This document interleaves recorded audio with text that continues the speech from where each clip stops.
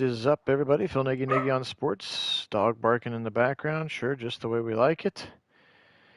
Let's make sure we're on YouTube here. Are we on YouTube? Come on, Internet. Work for me. It is working for me. All right, guys. Appreciate you being on. It is game number 3 of our simulated series. Again, we are not recreating reality, but Guardians did win game 1 and lose game 2, so far it's actually mirrored, so let's see if they can actually pull something out differently than they did last night as well. Hey, Applied, welcome in, and we'll see if this sim can get the bats woken up in real life. It's Brant Herter, the one who came in after, a couple pitches, kind of a fake out to get Stephen Vogt to use all of his righty hitters, and then he went to the lefty, and then they kind of had to deal with that. So some might call it gamesmanship, some might call it cheating. It's not technically against the rules, just sort of frowned upon what they did yesterday with their pitchers. So we'll see what they do today. Reese Olson is scheduled to go on the bump. Kwan is going to strike out looking. I did have to completely redo the sim to get Stephen Kwan to be on the roster, as well as Alex Cobb. Yeah, I mean, it's going to be against Scooble if it happens, but that's what we need. Fry's going to rip one. Left field. If only we could have had one in real life. David Fry, round tripper, first at bat he sees, first pitch he sees, and he goes yard. David Fry, and we need some of that tonight. We really, really do. Hey, Mason, welcome in. Arch Manning 2026. That's the ball. Travis Pizzana 2025 for Guards fans, right? Jose Ramirez. Jose really needs to get going in this series.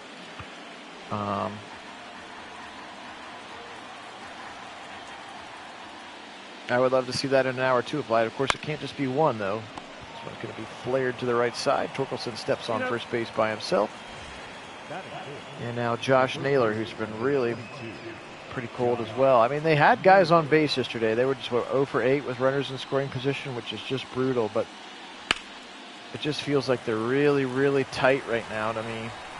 And that Detroit is just playing fast and loose. They just don't, you know what I mean? Like, whatever, we don't care. We're just going to go out and play baseball. And all the pressure seems to be on the Guardians right now, and they are squeezing that bat a little extra tightly. And right now they are snake bit. There's no two ways about it. Setting and breaking every inning now, a franchise record. This franchise has been around for a while, over 100 years. 19 consecutive postseason innings without a run. And every run tonight that they don't score adds another one to that record. So David Fry, good to see him get going. Would love to see that in real life again. This is game 3 of our official Indians, I almost did it, Guardians postseason sim. Appreciate you guys joining me here. Phil Nagy on sports. Alex Cobb took the bump yesterday, went 3. It didn't go super great for him, but he gave up, what, 2 runs maybe? 1 run, 2 runs? Again, I'm not as concerned about the pitching for us. I think we're playing pretty well. We got to score some runs. It's really what it all comes down to now. Cobb will deliver a strike low there, 2-1. Cobb, of course, coming over in the trade from the Rays despite being injured, and he'll get him to swing through that one 2-2. 2-2's the count. Count is full. Hey, Earl, welcome in. So this is actually game 3 of our sim because I didn't have time to do it yesterday. So this is technically the game that occurred yesterday, but we haven't been like force winning or force losing to stay with reality. So technically game 3 of our sim, they're tied 1-1 just like they were yesterday. Let's see if the Guardians are already done better than they did yesterday because they have a run. Riley Green to look at ball number 2 now.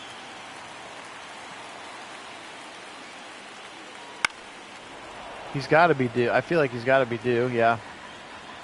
I mean, you can say that about all of them. Kwan's getting on base still. Like, I mean, a couple of the guys are doing what they're supposed to, but it's just, they're just whatever the opposite of clutch is right now. That's what they are. They're getting guys on. Oh, we got 2 on. Oh, Naylor's going to dive. He'll throw to Cobb, who steps on first, and Green is out now. Matt Vierling into the game. We're getting guys on base. I mean, we had 2 on with nobody out, and we couldn't score a run, you know. Those kinds of things are very frustrating, in my opinion. But get the dub tonight, and then you head back to Cleveland with 1 chance to win it all against the Cy Young winner, you know, or 1 chance to win the series against the Cy Young winner. who you got through 7 innings of scoreless baseball against 2 days ago, and then your all-world closer boofed it in the ninth, and that was all she wrote. Yeah, Mason, I'm not exactly sure what his postseason to regular season splits are, but it certainly anecdotally feels like he has underwhelmed in the playoffs, but their whole team has. I mean, they haven't, short of what was it, 2017? What was the year that they were in the ALCS? And when they were in the World Series, against the Cubs, and they got the rain delay after Raji Davis hit the home run. I mean, that was really the last time that they made any real noise in the playoffs, and Hosey would have been a very young player on that team. You're right. I think up scoring early would be good. Getting that kind of the monkey off the backfield. Like a jump shooter, you want to see that ball go through the hoop, so to speak. Strike right on down the middle. What is Lane Thomas waiting for there? That's the ball. Yeah, I mean we'll cross that bridge we'll cross the Schuylkill Bridge when we get there. And yeah, Earl, absolutely. When you can take a step back in a couple of days, if tonight is it, or Saturday is it, or whenever they play next, if that's it, obviously they've overachieved massively this season. They've got some nice young pieces to continue to build around. Lane Thomas appears to be a keeper in the outfield. You're going to get Espino back from injury. You got Bazana coming up, which means Jimenez can shift over maybe to short, and then Rocchio can be more your utility guy. I mean, certainly plenty of things, to be excited about with this baseball club. But that doesn't make it suck any less or feel like they're choking and underperforming. And like the 11-day layoff maybe didn't do them a very good service. You know what I mean? They stopped being hot, clearly. And then when they had that first inning, with 5 runs or whatever, and it's like, oh, dang, and then we ended up winning that game 7-0. It was like, we're going to just roll, and then it was just like ice cold since then. It's really been wild. So, yes, I believe it can be both, Earl. I can be extremely proud of the team and they're overachieving and what they've done here this season, and still be really disappointed and think that they've looked really crappy the last 2 games. I was making jokes with my friends about the Browns have rubbed off on them in some capacity here. Jonk into the game now. Big Christmas. Be nice to see him turn on one tonight, just like this.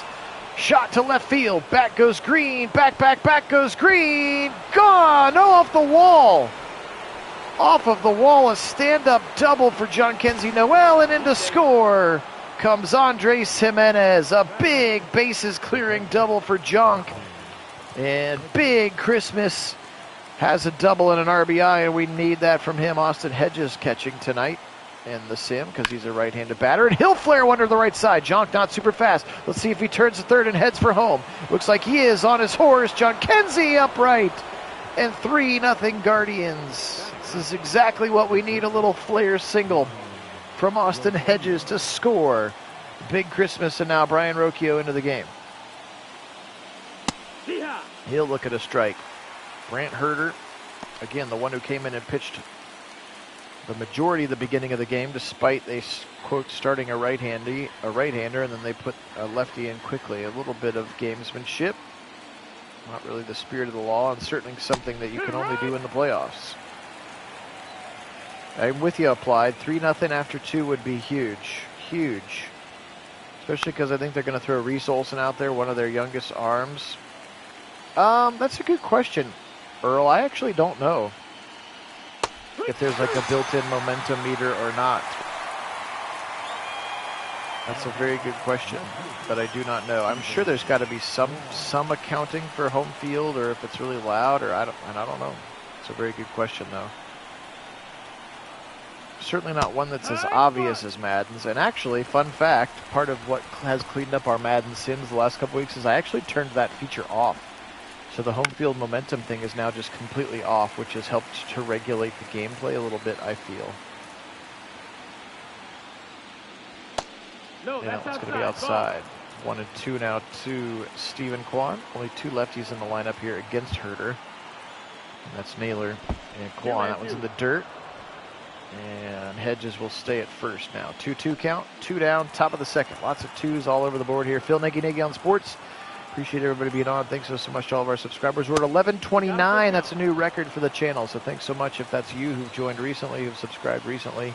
Maybe we've got some Tigers fans. Welcome to you. We've got Guardians fans. Join our traditional Browns and growing Buckeye fandom groups. We've batted twice. We've got 3 runs. I like those odds. Kerry Carpenter now into the game. Hey, Wendell, welcome in. Yes, Earl, it can be turned off. And it is off. You got to dig deep into the guts of the game, but you can turn it off. So yeah, this most recent slider is just to try to make our Brown sims look a little bit more realistic. I've turned it off, and I think that it's helped some. Because momentum is definitely a thing in the NFL, but not as drastic as Madden has made it, where it's like impossible to do anything once the home team gets up. Colt Keith in there now, second baseman, young prospect. And he'll look at a 96-mile-an-hour sinker. I'm not sure if Cobb has that, but we'll take it. 3-0 Guardians again. This is our game 3 sim. Technically the game from yesterday. Did not have time to get it in before that, but hoping that maybe some offense here inspires the real boys to take it tonight. We'll run this sim regardless of the conclusion. If the Guardians do drop it tonight, we'll keep our sim going, but in terms of trying to get the games in before they really happen this week, which is not going to be possible. Remember, I did the Ohio State sim on Tuesday night of this week because there's just so much stuff going on.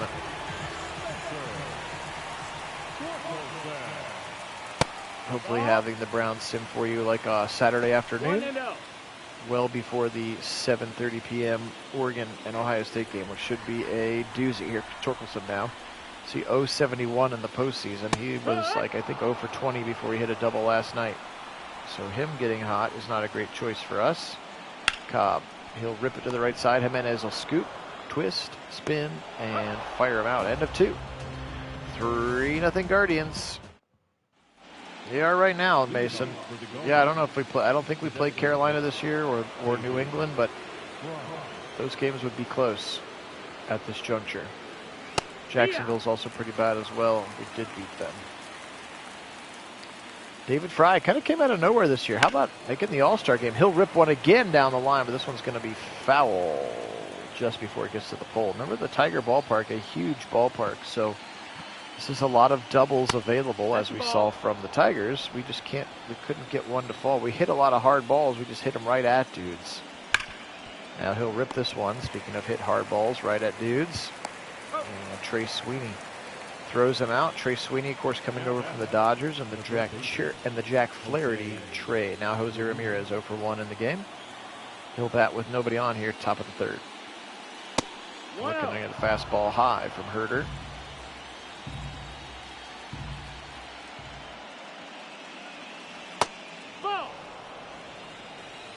Appreciate everybody being on. Hope you're having a good Thursday. And this one will be flared, but foul now. Took a big cut at that 2-0 pitch.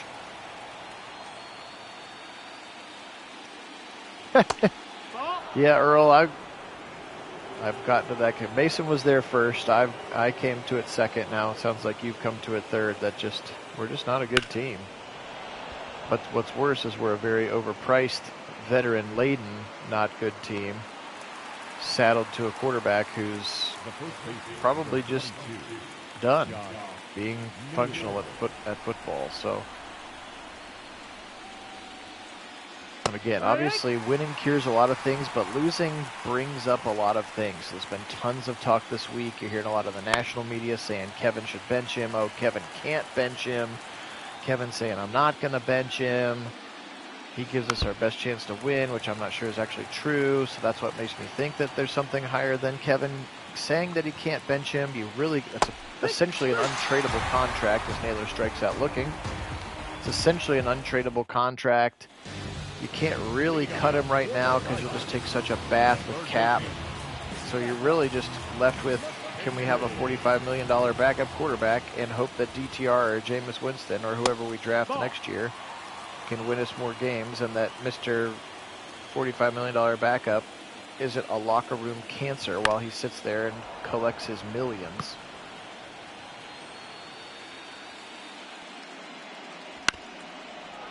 I know.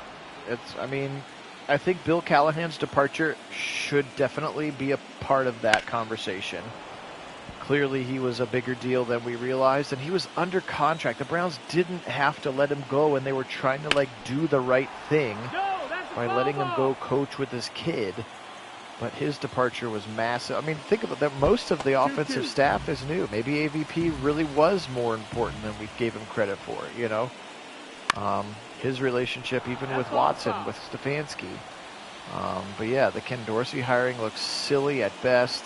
I don't know what Tommy Rees is doing for the tight end room. Obviously, Andy Dickerson. Deuce Staley's running back room is just sort of meh. We're just waiting for Chubb to come back. Ford's been okay, as this is going to be a double rip to the gap by Trey Sweeney. Sweeney will turn 2. Lane Thomas gets that pitch in there quickly. Stand-up double. Nope, he's going to go for 3, and he'll go at a triple. Kind of a lazy relay throw. Excuse me as I sneeze right into my microphone. Couldn't mute myself in time. So a triple there from Trey Sweeney. He was hustling off the bat, and the Guardians a little bit. And now here's going to be another shot left field. Thomas got it to go. He'll tag up, and first run of the game has been scored for the Tigers on a sac fly. But good job for Lane Thomas to get over there with his wheels and make that catch. That's the ball low. So, well, I understand applied, but he was under contract with the Browns, so the Browns like had to allow it to happen. They could have just said like, sorry, we don't want, you know what I mean? Like they sort of, I was made to believe that it was sort of like giving him a sort of like doing the right thing, like doing him a solid. We'll let you out of your contract so you can go coach, you know, because it's sort of, it's not like he's took a job. He's not the offensive coordinator. He's not a head coach, which is sort of traditionally, if you're going to go somewhere and get a title bump, then it's sort of expected that you can get out of your deal. But it was a lateral move to Tennessee. As this one's ripped, get down, it will get down. That was just going to be a single, I think, because of the way that it bounced off the wall. Thomas will stay at first, but he ripped that one at 104 miles an hour. And the Guardians have a base runner to start here. But yeah, we are right, Mason. From the very beginning, we said this season will go as Deshaun Watson goes. They, in theory, brought in an offense and an offensive coordinator and a quarterback coach who's worked with mobile quarterbacks before. He's had success with Cam Newton, with Josh Allen, blah, blah, blah, blah, blah. We're going to make this offense perfect for you, Deshaun. And in fact, it's been brutally bad. Everything's been bad. And your defense, which was historically good last year, has taken a little bit of a step back. Now, part of that is injuries. I get that. Thornhill being out since week 1 has been hard. Emerson taking a bit of a step back has been hard. Ward in and out of the lineup. Miles in and out of the lineup with injuries. We're going to get a double play ball from Jimenez. 5-6-3, that's all she wrote. So yeah, Deuce Staley is our running back coach now, not Stump Mitchell, but Stump went away as well. So I don't know, Applied. I'm not sure what the departure of Stump Mitchell was. Maybe he just wanted to retire. He was not the youngest of gentlemen. I'm not sure if he's coaching somewhere else right now, or if it was just, hey, our offense wasn't where it wanted to be. Our defense was historically great, but our offense wasn't what we wanted to be last year, even with the success that we had with Flacco and the 5 quarterbacks. So we're going to make some changes on the offense and try to be more explosive. But it's been the opposite. They've actually just gotten significantly worse for many and varying reasons.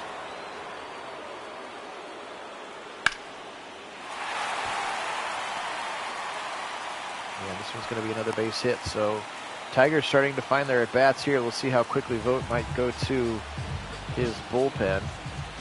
Oh, Stump was fired. They fired Stump?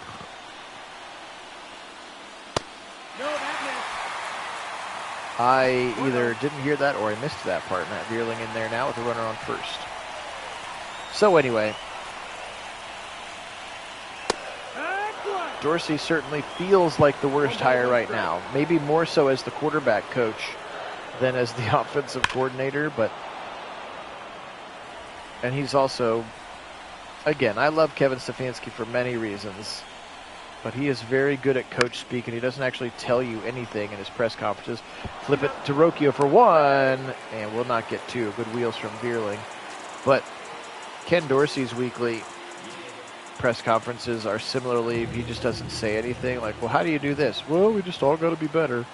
Well, what's an example of being better? Well, we just all got to be better. Everybody's got to execute. You know, we got to coach better. We got, like, he's definitely been to the Stefanski school of answering media questions. And I get it. Our local beat media is not great.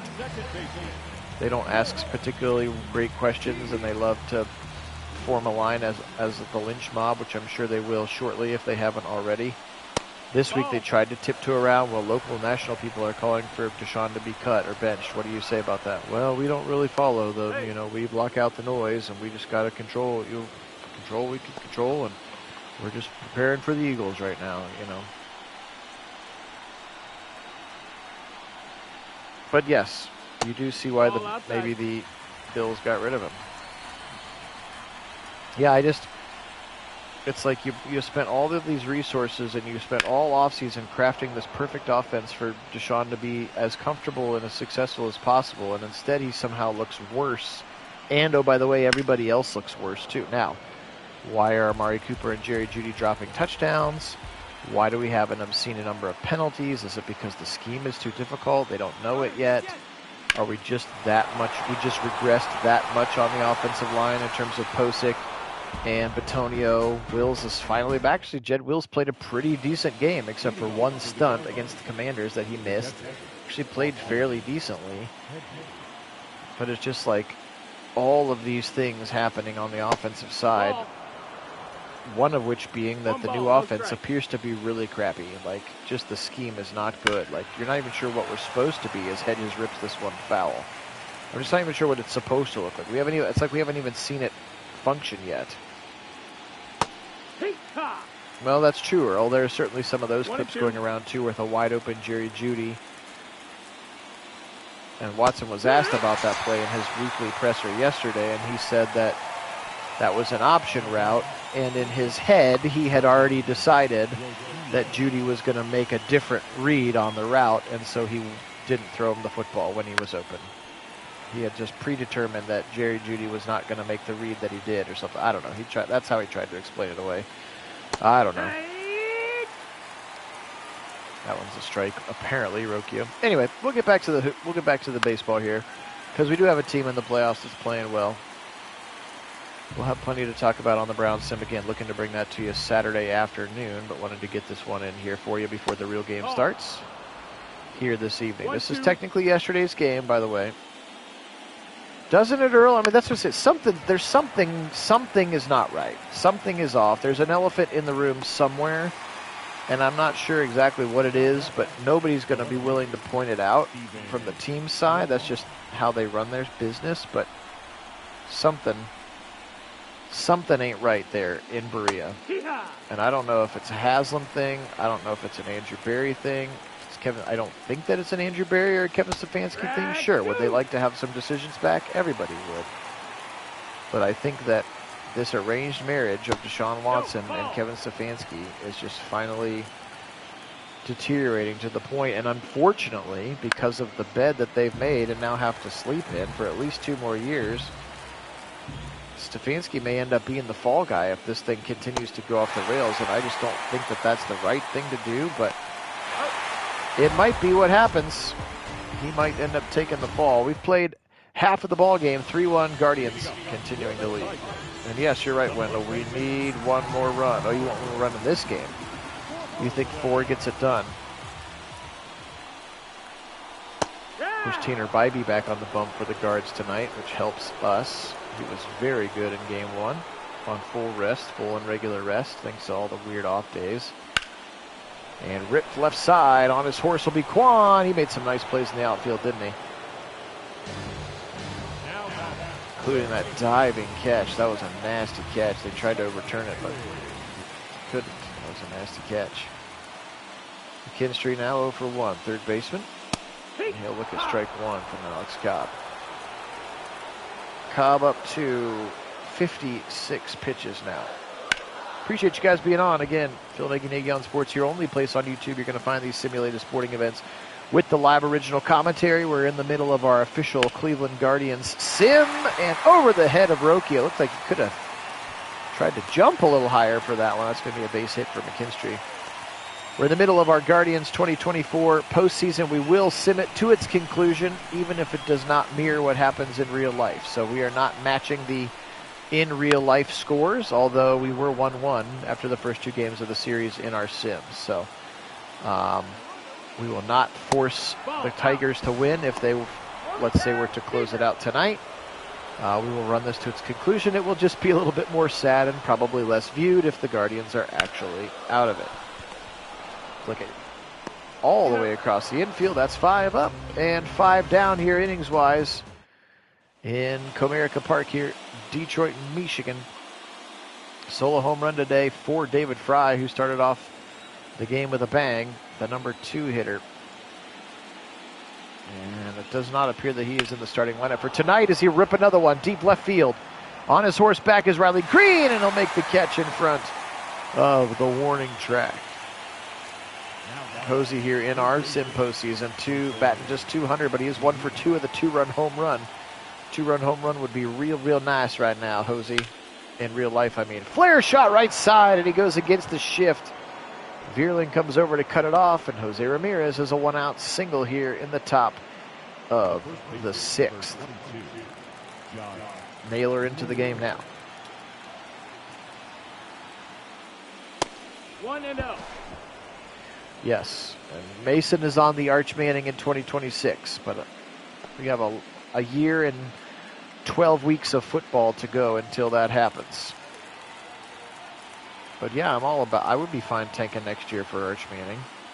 Doesn't mean I got to tank this year, though. But they might unintentionally be tanking, whether we realize it or not. Naylor flares this one foul, 2-1. Herder pitch number 74 coming up. Now it's going to be inside.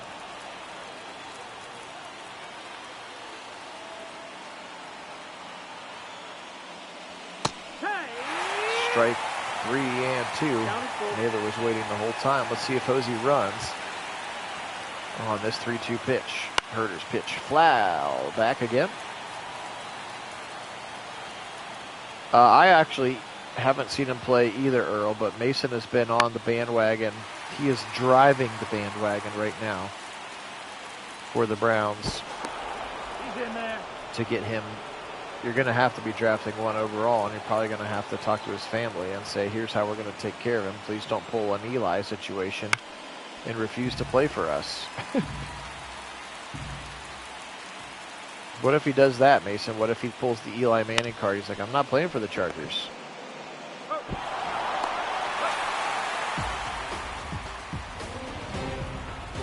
By saying, I'm not playing for the Browns. We're going to get a double play to end the inning. And back now to the bottom of the 6th. Cobb still in the game, nursing a 3-1 lead here.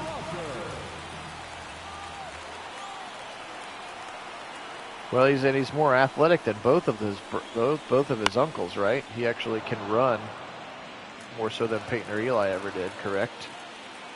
I haven't seen him play either, Mason or Earl. It's going to be on the outside edge. 3-1 now. Guardians nursing this 3-1 lead. We're willing this to get the bats flowing tonight. We need runs, boys. Again, they are currently in the middle of a franchise record. I believe it's 19. It could be 20 now after the 9th inning yesterday. But 19 or 20 consecutive scoreless innings in postseason play. That is a franchise record for a franchise that has over 115, 120 years of experience. Absolutely way more athletic.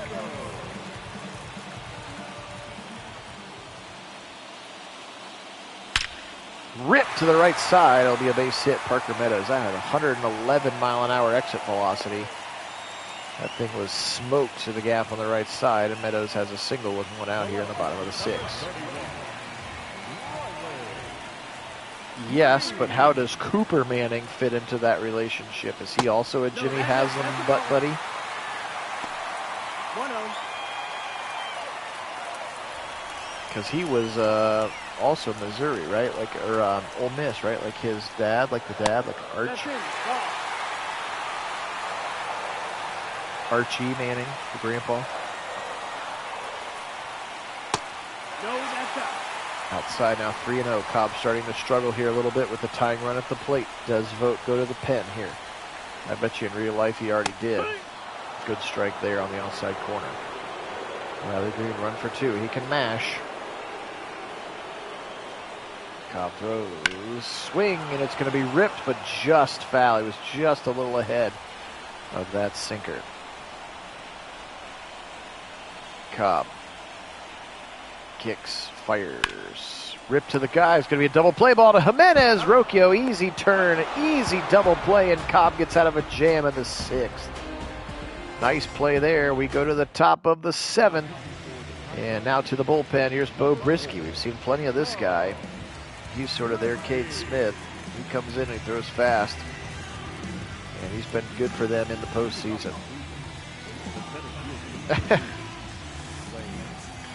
You think that, I'm not sure that AB planned it for like this. I'm not sure anybody plans for it to fail as badly as it's failing this year. If they're actually masterminding this, that is some next level shiz. 1-1.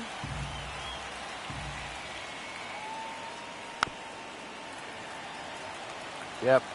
I said 1-6. You said 1-5. They're 1-4. So we're only a couple weeks away, and that was the easy part of the schedule. Right now, the schedule gets hard. Run. The Bengals are going to put up 400 yards of offense and 30 points on everybody. They keep losing, but they keep putting up 30 points on everybody. You tell me we're going to score 30 points in a game? We have to score 20 in a game. Ravens are going to motorboat us. Philly probably going to wax us.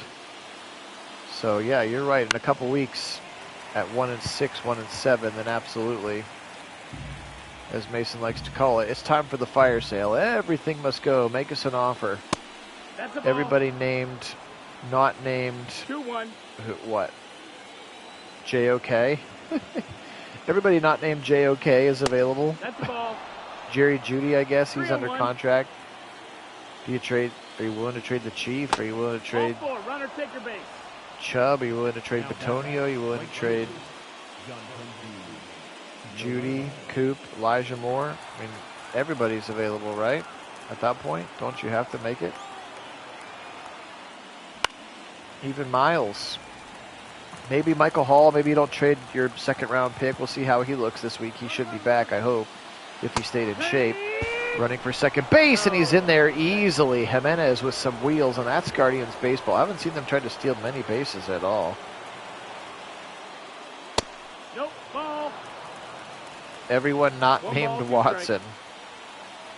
Wait, everyone not named Watson is what? I think you absolutely make Watson available. I don't think anybody's going to trade for him, but you say that he's available. Maybe you'll get some sucker to take him, and you can offer to retain half the salary or something. I don't know. They do that in hoops sometimes. Remember when we traded for Brock Osweiler just to pick up his like $17 million cap hit, and then we got like a second-round pick to do it? Like, what if we traded like a second-round pick and Deshaun Watson to somebody else with a huge cap, Carolina or somebody with a ton of cap space? I think you absolutely do that. I'm not sure if there's a partner for that. So Judy and JOK. So those are the only 2 untouchables, says Mason. Literally the entire rest of the roster. Make me an offer. I want draft picks, draft picks, draft picks. Draft picks. I want 20 draft picks in the fall.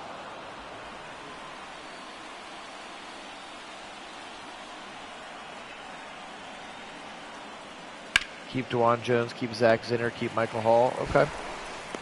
Again, obviously they're not going to trade the entire roster. It's just, that's not actually how it's going to work. But if you let the rest of the league know that literally everybody but these 4 guys are available, your team's going to look a lot different in a couple years when Arch Manning's your quarterback, at least. But it's certainly a way to do it. There's another fastball. So Alex Cobb comes back into the game here. Again, this is a little surprising and not super accurate to postseason baseball, where they just run pitchers every 2 or 3 batters. Actually, I guess you have to have a minimum of 3 now.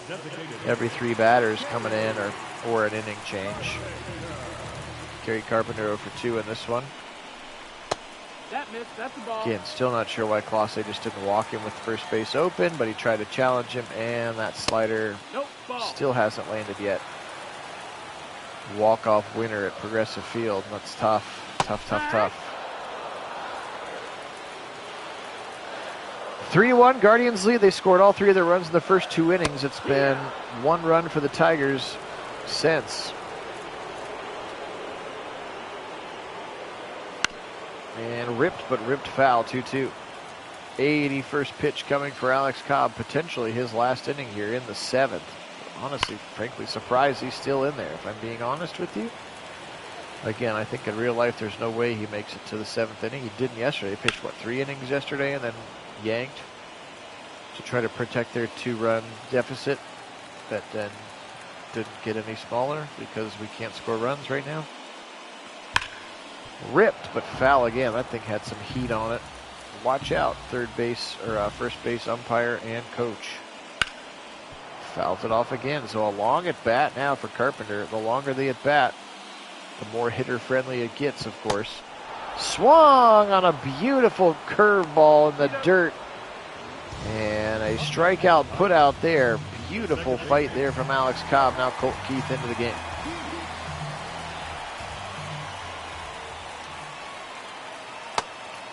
Now, what I think will probably happen is somewhere in between. They're not going to trade Myles Garrett. They're probably not going to trade Nick Chubb. You know what I mean? But they probably will trade Amari Cooper. You could see maybe Greg Newsome being traded. Maybe Juan Thornhill, if he's healthy, gets traded. I could see Teller, if he's healthy, or Batonio, or both getting traded. Jed Wills, they could only pray somebody would give him an asset for Jed Wills. Posick, maybe. I doubt they'll trade the Chief. I think they'd take somebody. They'd take a pick for Elijah Moore. I think they'd take something for Jerome Ford, even though he's super cheap. But so there won't be quite full fire sale, but it could be partial. There's another single, and now with 2 outs, 2 are on, and that's got to be it for Alex Cobb, right? Yep. Tim Herron into the game now.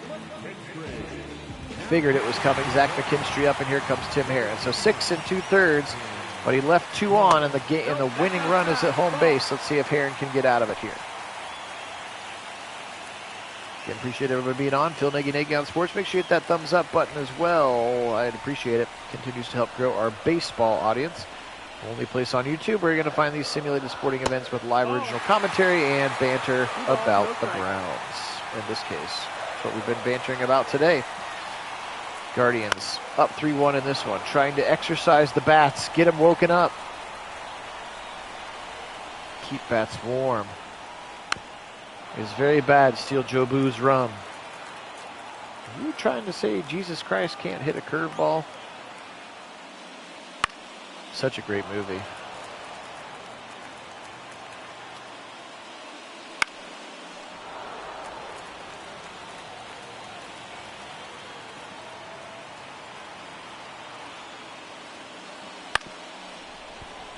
Oop, jumping out of the way. You still got Alex Wright, Isaiah McGuire. Those two seem like young, potentially high upside pass rushers. Michael Hall in the middle, potentially. Hopefully he'll be back. I'd like to see what he looks like this week. It'd be fun to see him in there.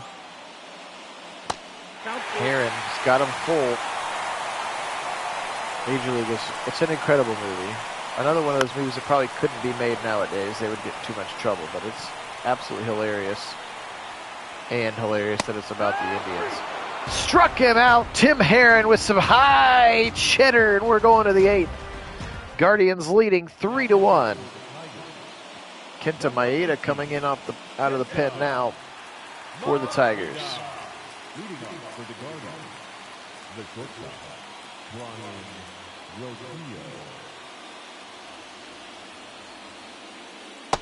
Rosillo. 1-0. That one's going to be way outside from Maeda. Not sure Maeda is actually on their playoff roster, but he is in the game, so we're going to keep him on there. Spot starter, long time MLB veteran. Swing and a miss there, Rocchio. Took a good crack at it on that 2-0 count. Swing and foul back now, 2-2. I like Brian Rocchio. Not sure he's your everyday shortstop. There's a couple of ill-timed errors this year, and he's just not quite clutching up the plate. I think he's the future of your utility. He's going to draw this walk. He can come in, he can hit 8 to 10 dingers. He can probably play just about any infield position. He could probably play a corner outfielder in a pinch as well. Like, I think he kind of becomes your next, like, he's better than Tyler Freeman in my opinion. So he becomes kind of your, I'll jump in for anybody who needs an off day kind of guy.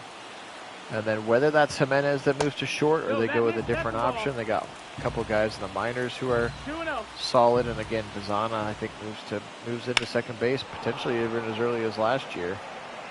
This one's going to be deep to the outfield, but on the track is where Parker Meadows makes the catch. No tag. One down. Still a runner on first, David Fry. He had that solo home run in the first inning. He'll rip this one just foul to the right side. Again, you get base runners on. Just need easy little base hits or bunts or something. Just move the guy over. That's what we need tonight in real life, and that slider's going to be in 0-2 to Fry to start this at bat.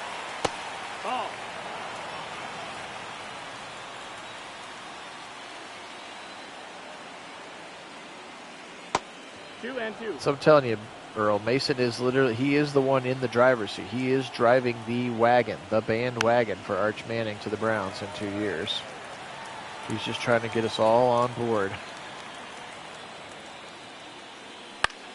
I'm just not sure they're willing to be that patient, to be honest. They're gonna, right now they have the number 3 pick in the draft. I mean, they could take Quinn Ewers, who's the one who's keeping Arch Manning on the bench in Texas.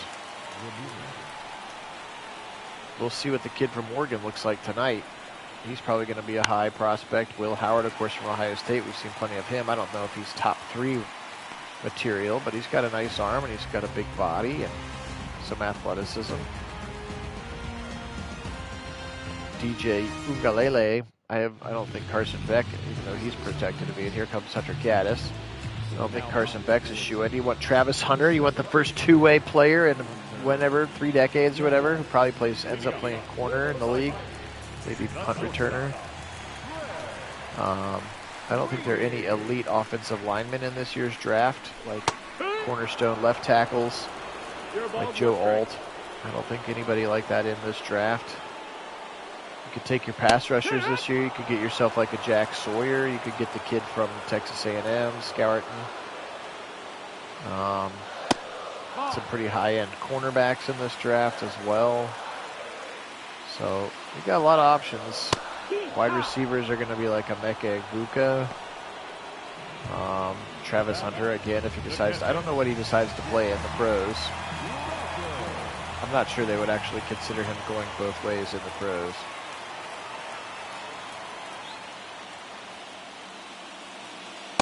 Ball. 1-0.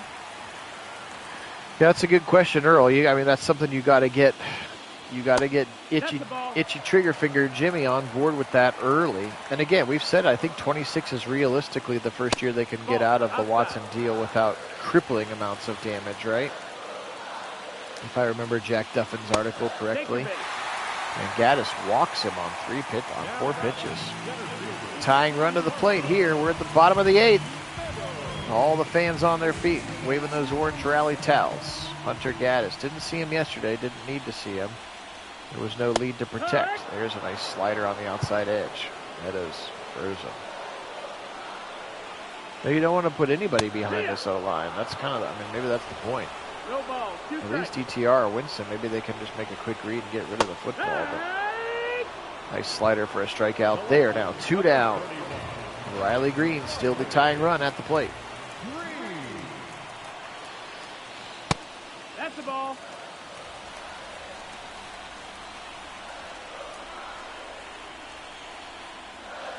Ball.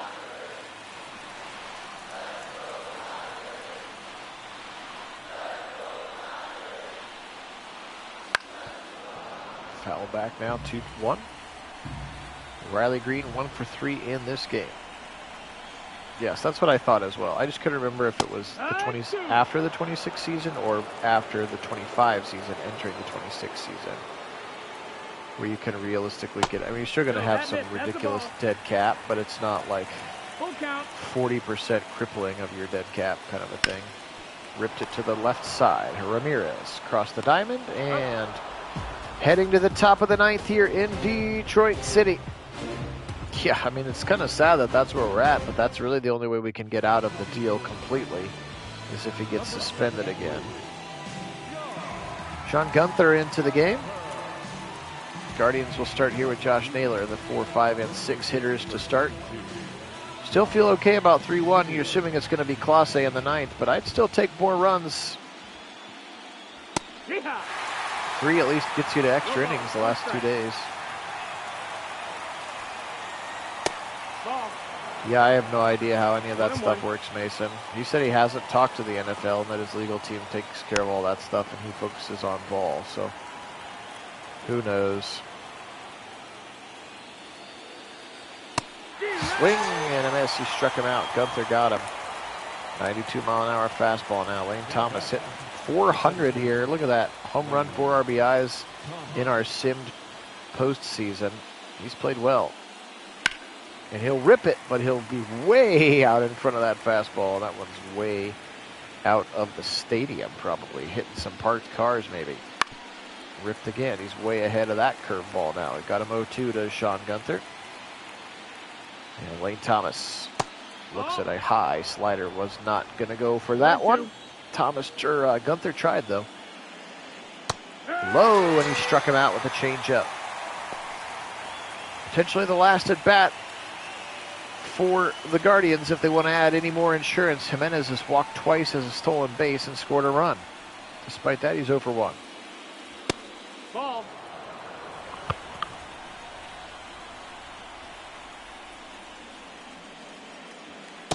That's inside. Ball.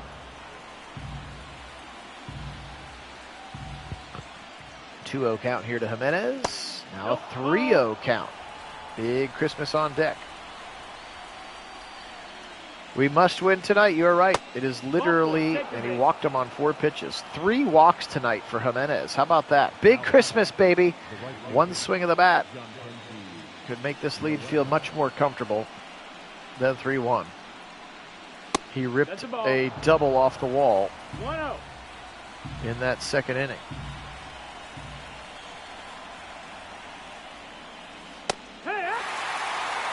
And again, we talked about it earlier in the sim. I'll reiterate here near the end of the game.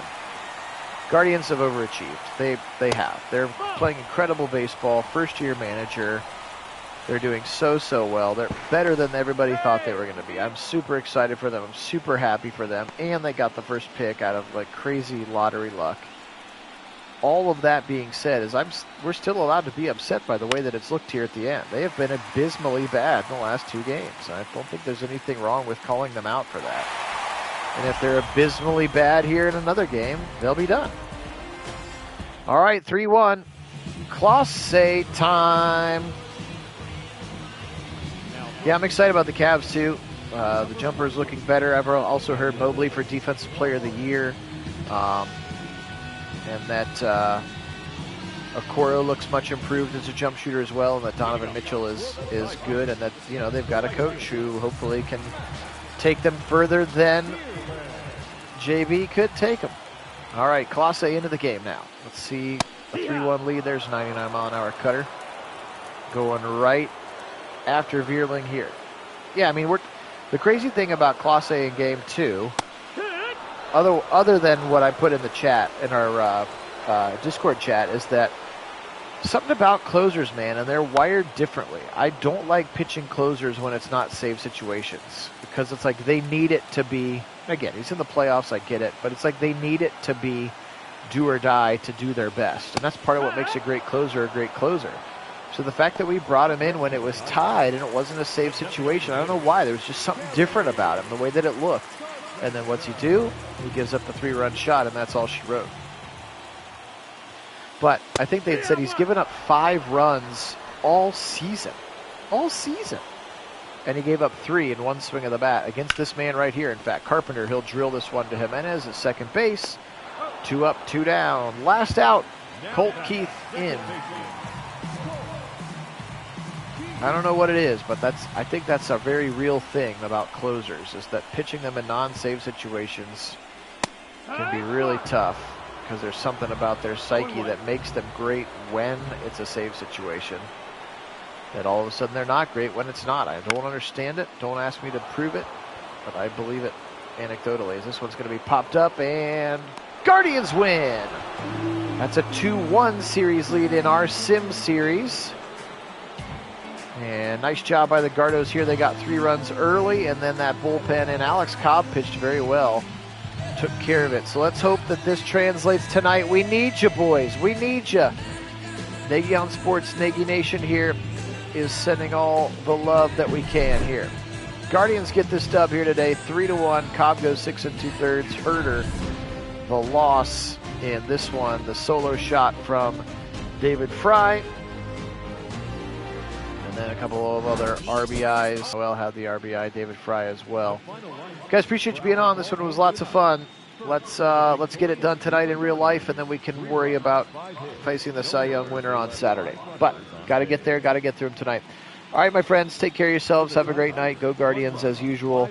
And as always, go Browns.